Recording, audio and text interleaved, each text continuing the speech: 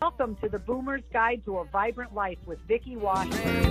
Vicki and her guests will share their journey of the golden years and how they're creating a vibrant life.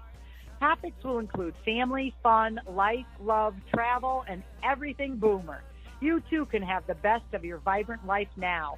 We are broadcasting from Global Voice Radio every week, and now here's your host, Vicki Washburn.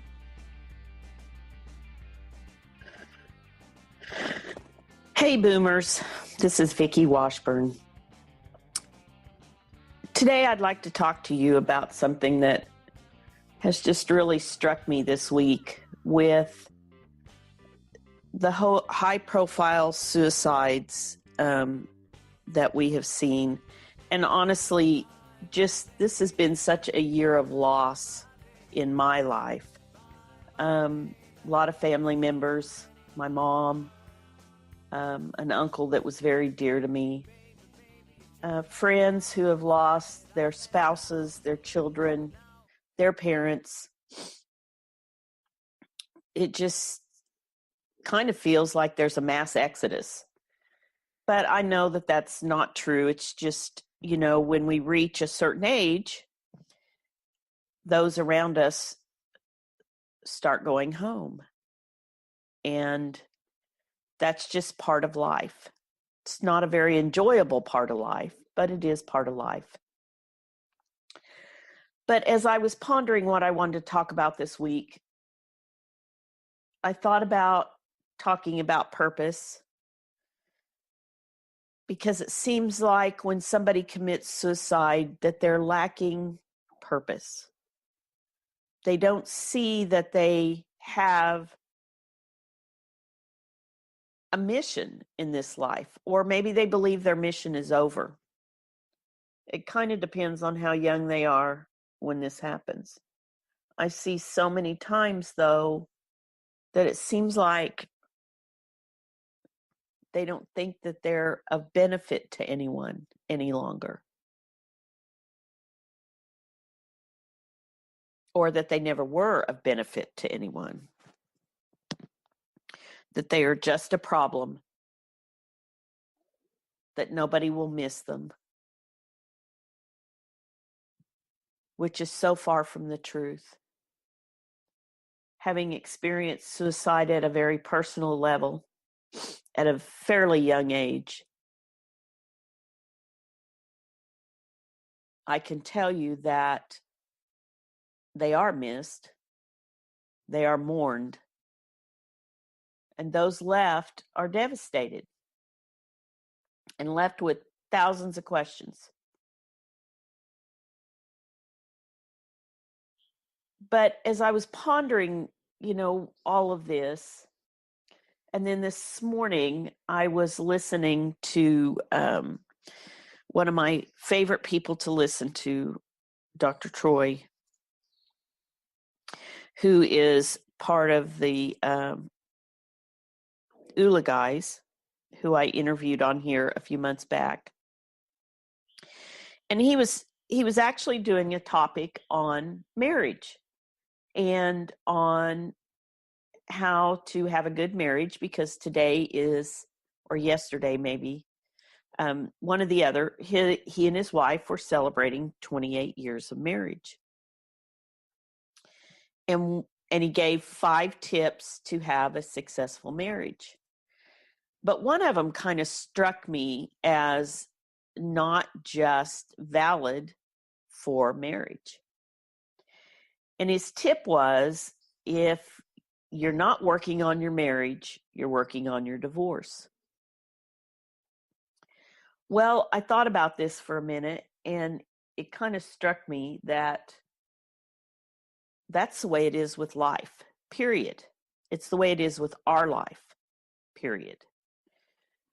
If we are not working on ourselves, if we are not working on our life, if we are not working on our purpose, if we're not growing, if we are not striving to become the best version of ourselves,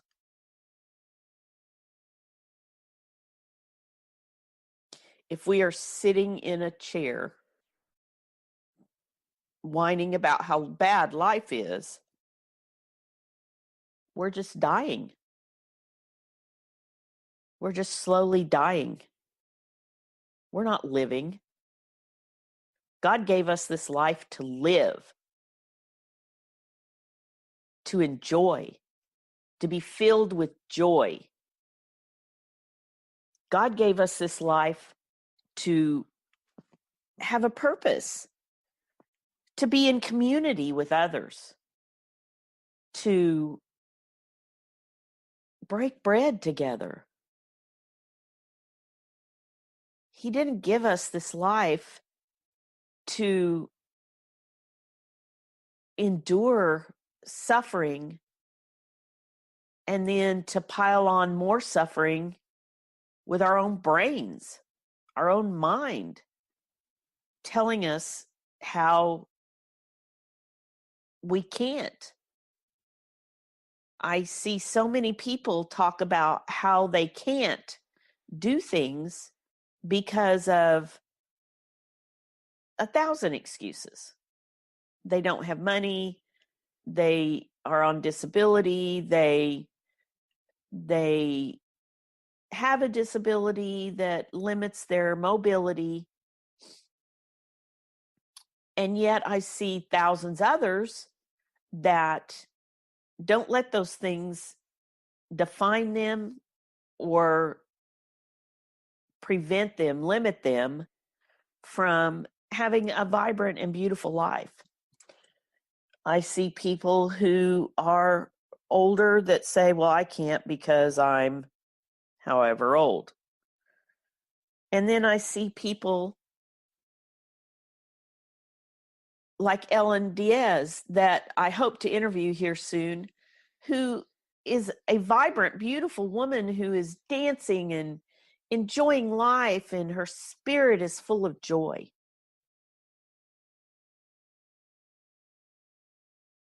So what is it that decides which way life goes? I personally believe it's all between the ears. If you sit and tell yourself, I can't, guess what? You can't. You will not be able to do anything. You will limit yourself by what you tell yourself you can do.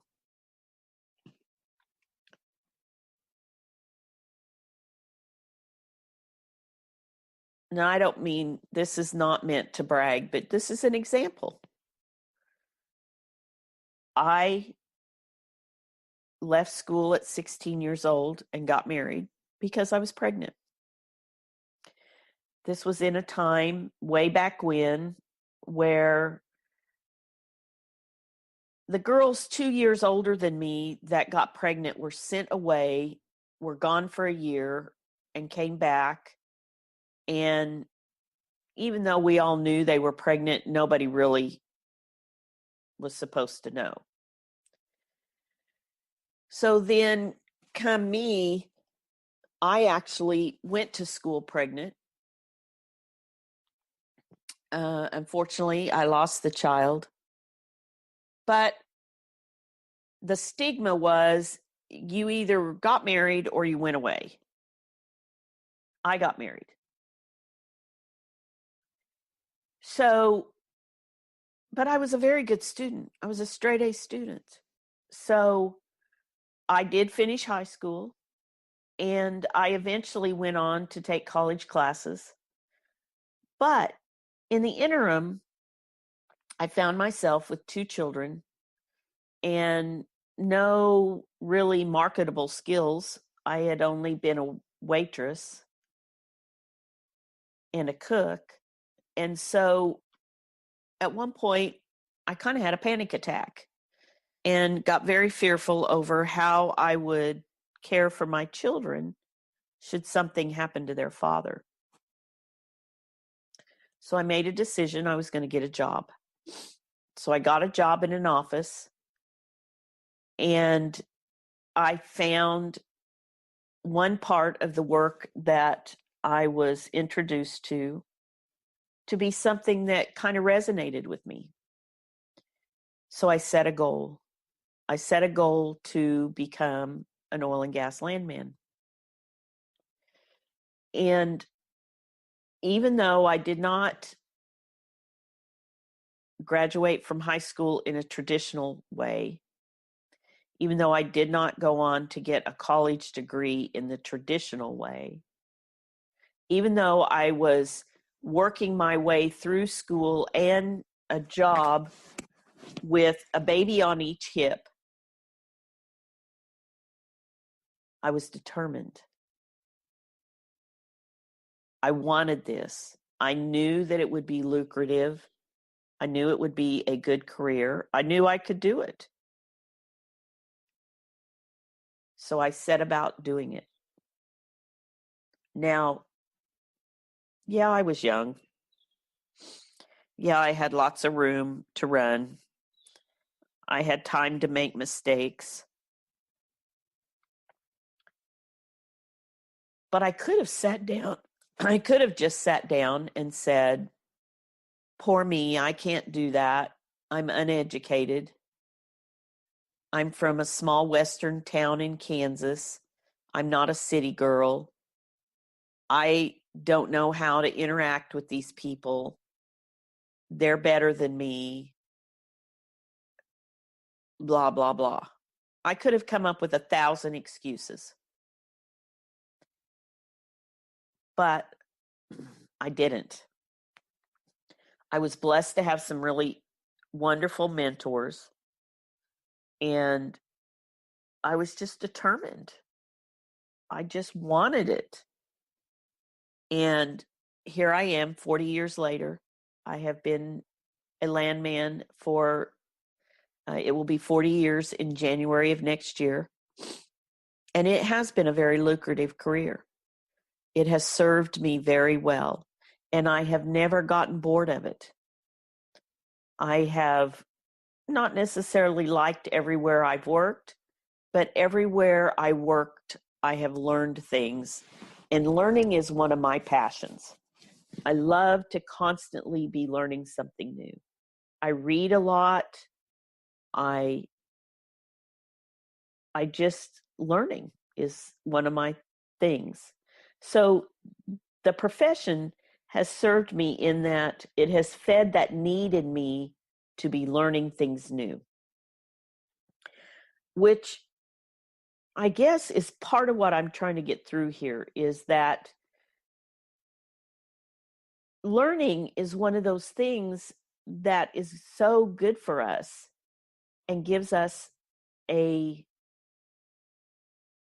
guess it's that working on our life part. So you need to be stretching yourself, pushing your limitations. Don't let your limitations define you. If there's a limitation in front of you, push against it. Find a way around it. Find a way over it. Find a way through it. There's always a way. And even if you keep getting knocked down, get back up and keep pushing. As we get to these older years in our life, the limitations come at us pretty fast. They can be really hard hitting too. I think I've told you all this story before about my neighbor man. His name is Carl. And Carl will be 100, I think, the 1st of July. He may be 101. Anyway, a few years back, we had gotten back-to-back huge snows, which rarely happens here. Anyway, one of them was like 14 inches and one of them was 22 inches. Now, mind you, this has only been like maybe 12 years ago. So, or if even that, maybe only 10 years ago. So Carl was upper 80s, maybe into his 90s. He shoveled his driveway, 2-car driveway, by himself, not once, but twice. Shoveled it. Because we don't get enough snow here to have a snow blower. So he's out there, shovels his driveway, and tries to get out of his driveway. Well, his driveway was clear, but the street was not. And so he couldn't get out of his driveway. So he pulls back in to his garage. And when he does, he notices that the little tennis ball on a string that he has hanging down to tell him when to stop so he doesn't hit anything in his garage is tangled up in his garage door opener.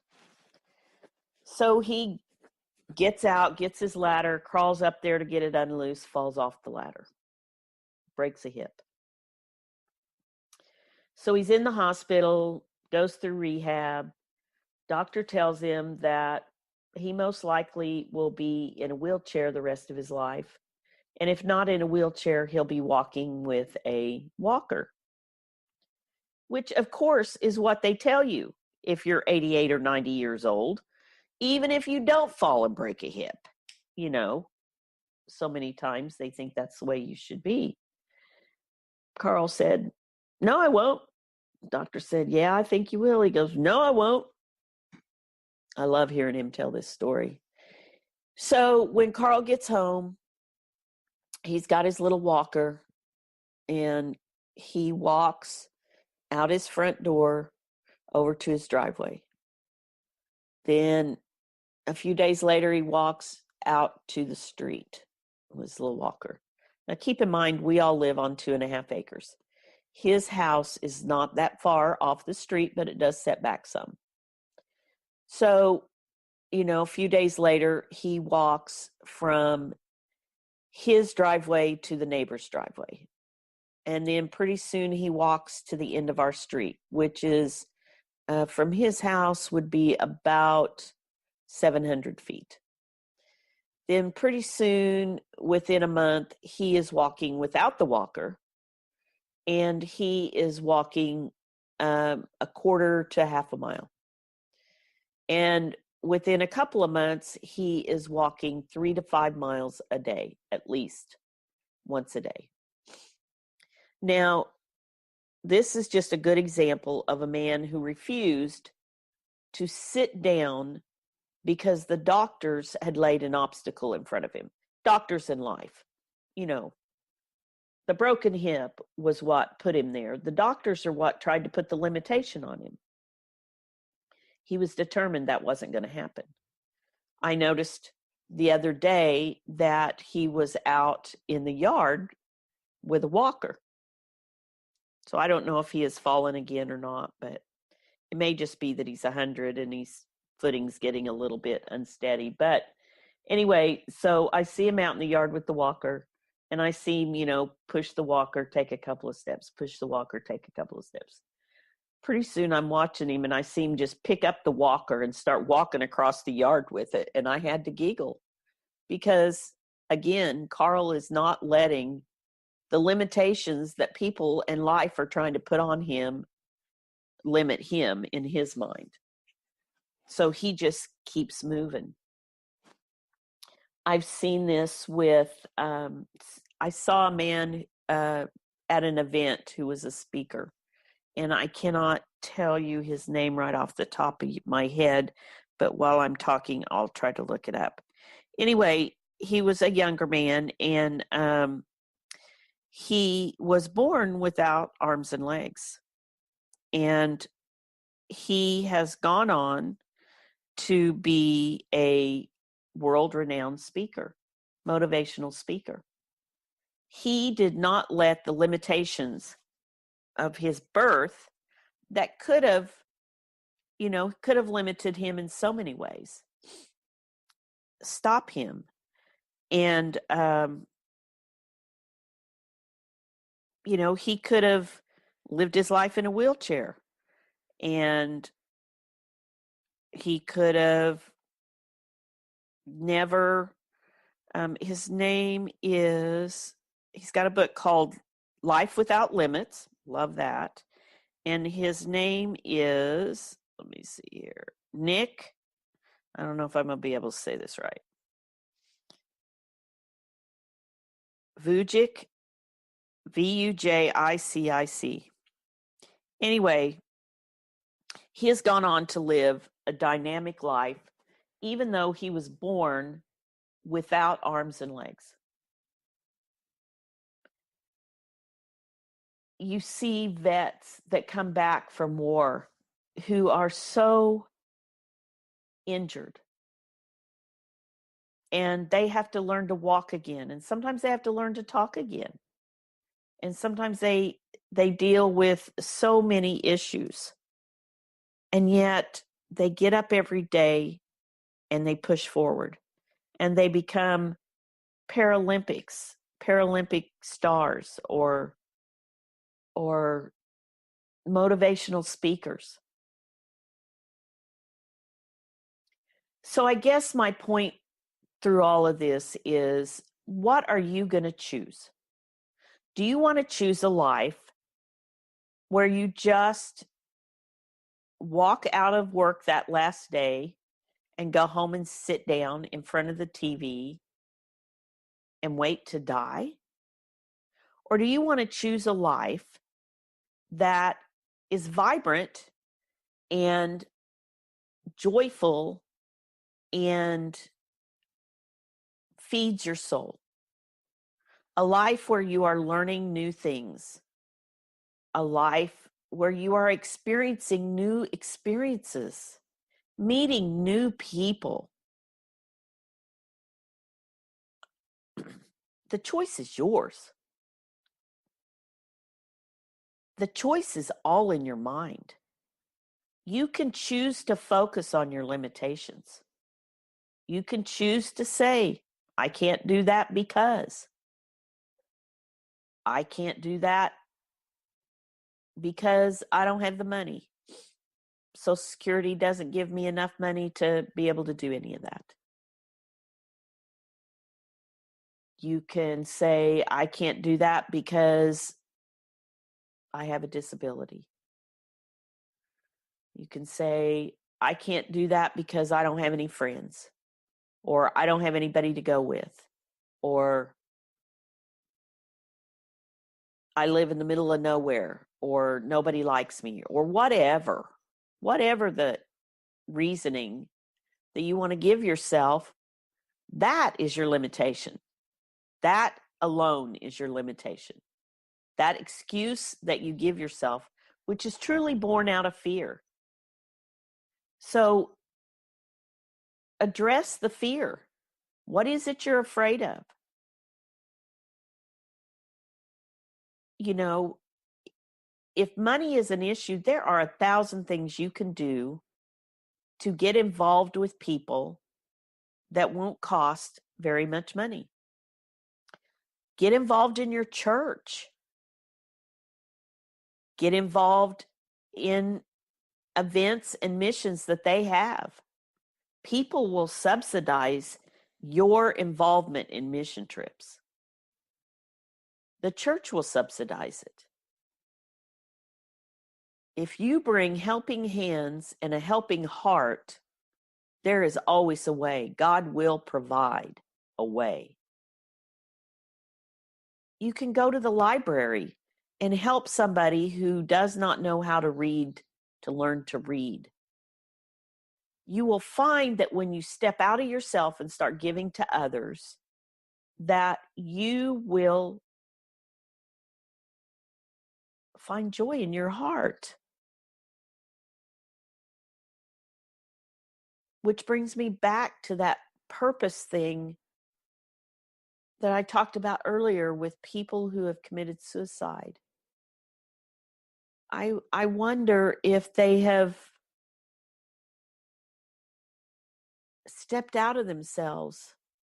I mean, I know these people that we're hearing about are very successful, very successful. You know, it would appear that they have given of themselves to the point that their well has run dry. But have they really? Have they really given unconditionally to another human being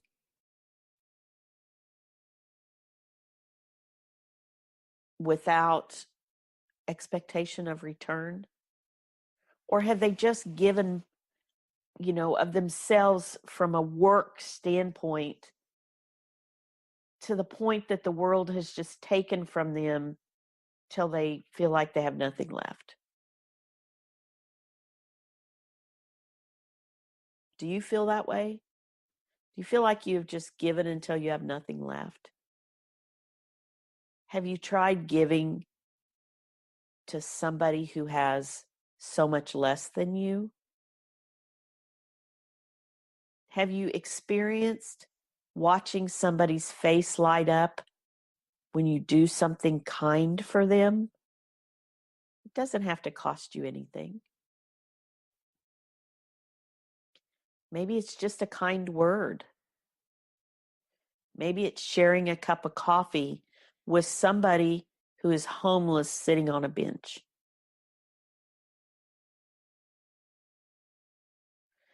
Maybe it's sharing that you have pushed against your limitations and found a new passion. Maybe sharing that with somebody who is struggling with their own limitations. The more limitations that God throws at you, or life throws at you, or people throw at you, that you overcome, the more you have to share with others about how to overcome them. There are people all over the world just like you, struggling with the same things that you struggle with. If you find a way through the struggle, you are almost obligated to share that with others. We are not meant to keep those things to ourselves. Part of the reason I do this podcast is because I have struggled. I have struggled many times because of my own bad decisions. I have struggled because life has thrown me some pretty shitty things. I have struggled because life as a kid was not easy.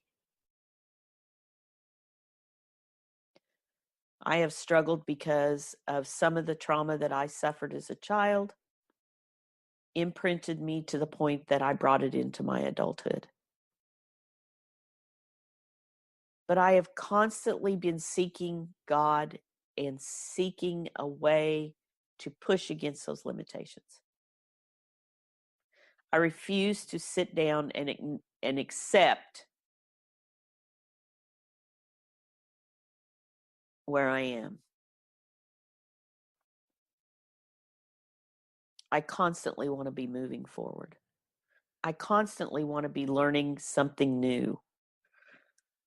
I constantly want to be getting better at being me. I want to become the best version of me, and I want to fulfill whatever purpose God has for me on this life, in this life. Sometimes I think I know what that is. Sometimes I don't. Sometimes I question it. I have conversations with God all the time about what the heck and where am I going?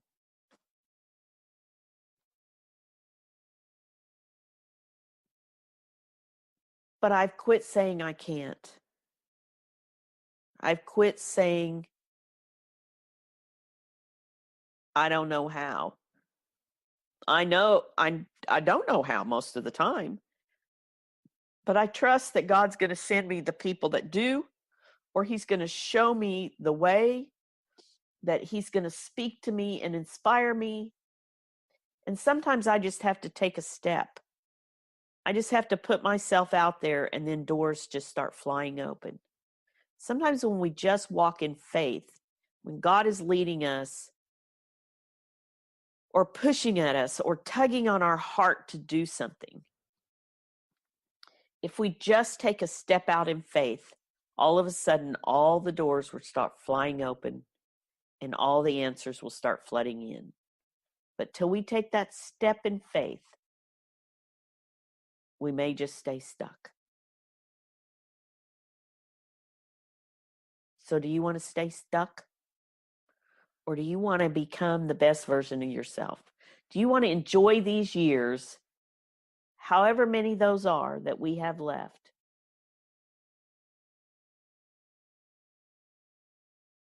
feeling joyful and happy, surrounded by friends and family, and enjoying life?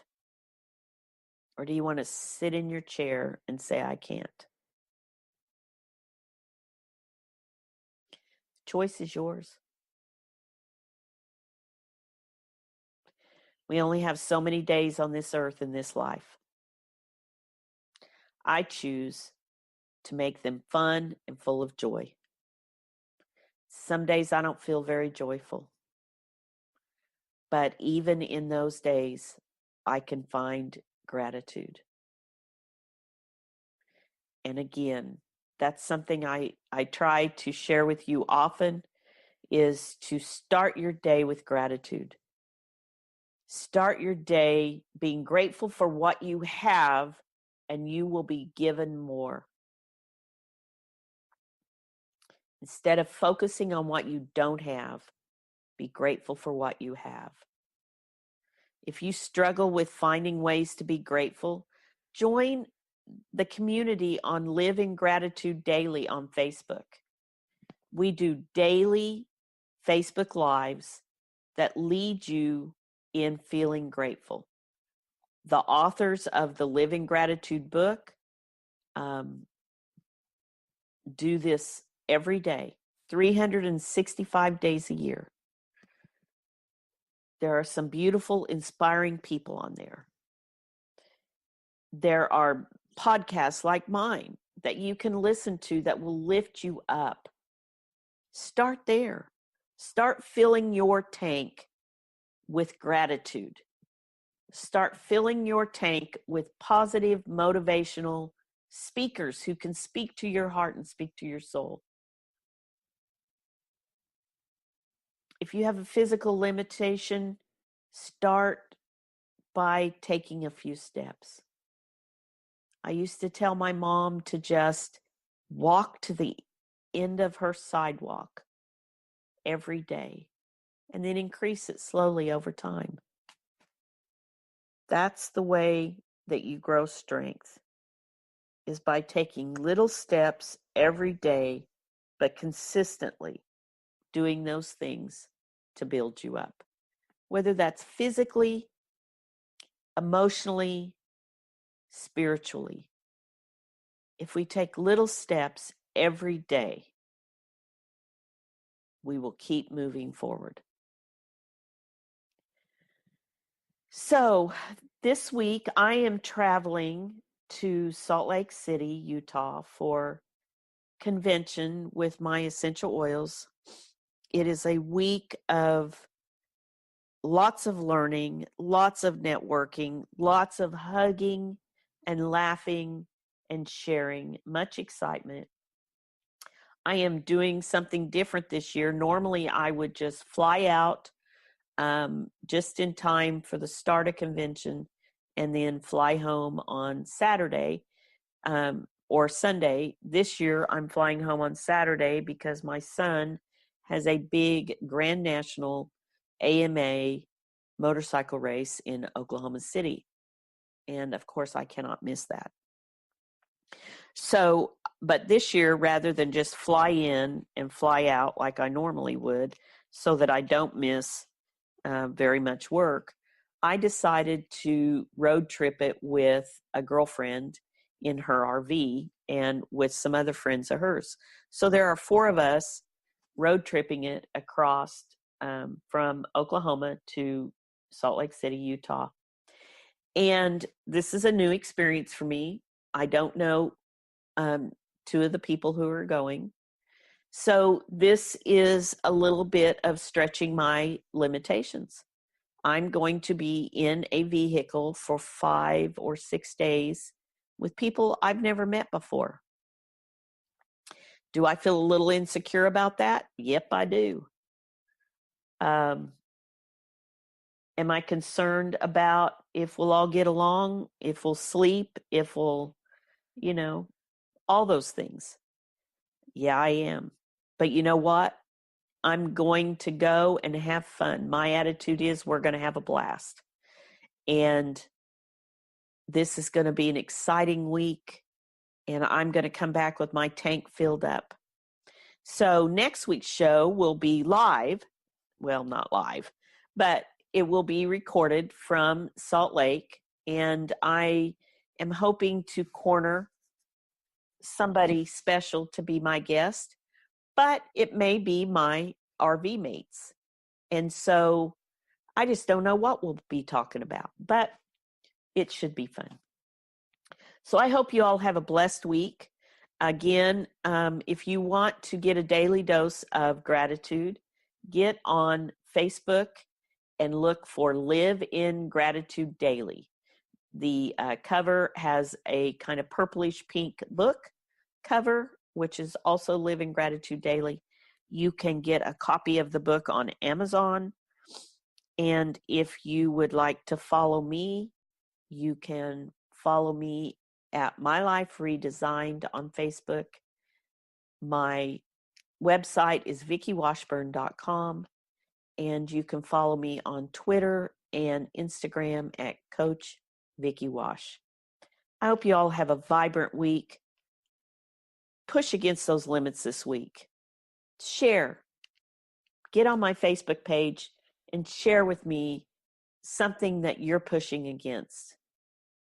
Share with me how you have taken that first small step to move forward in your life and keep growing.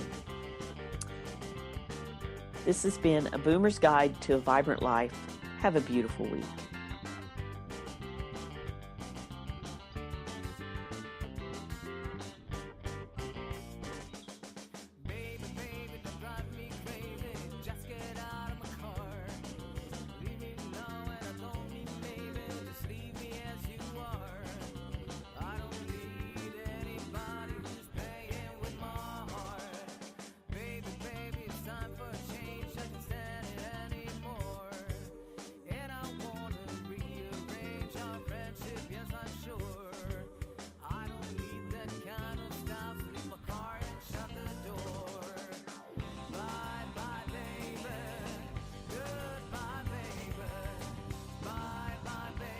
Host of The Boomer's Guide to a Vibrant Life. Connect with Vicki at www.globalvoiceradio.com. Tune in next week for another edition of The Boomer's Guide to a Vibrant Life on Global Voice Radio, where your message and your voices are heard.